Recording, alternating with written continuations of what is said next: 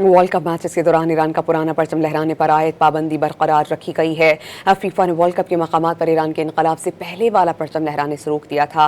Los Angeles की अदालत ने ईरानी फैन की जानिब से दायर दरख्वास्त मुस्तरद करते हुए फीफा की जानिब से आयत पाबंदी बरकरार रखी है। ईरान और न्यूजीलैंड का मैच शाम 6 बजे शुरू होगा।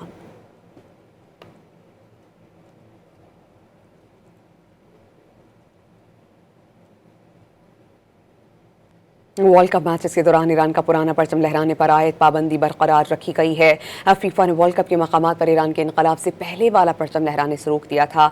लॉस एंजलिस की अदालत ने ईरानी फैन की जानिब से दायर दरख्वास्त मुस्तरद करते हुए फीफा की जानिब से आयत पाबंदी बरकरार रखी है। ईरान और न्यूजीलैंड का मैच शाम 6 बजे शुरू होगा।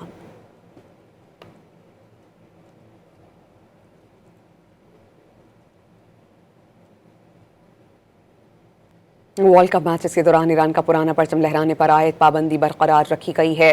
फीफा ने वर्ल्ड कप के मकामात पर ईरान के इनकलाब से पहले वाला परचम लहराने से रोक दिया था। लॉस एंजलिस की अदालत ने ईरानी फैन की जानिब से दायर दरख्वास्त मुस्तरद करते हुए फीफा की जानिब से आयत पाबंदी बरकरार रखी है। ईरान और न्यूजीलैंड का मैच शाम 6 बजे शुरू होगा।